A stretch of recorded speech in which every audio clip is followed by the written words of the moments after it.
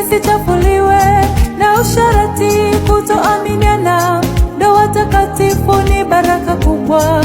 Ndoa jamani, na iheshimiwe, wala kitanda kisichafuliwe na usharati, kutoaminiana. Ndoa takatifu ni baraka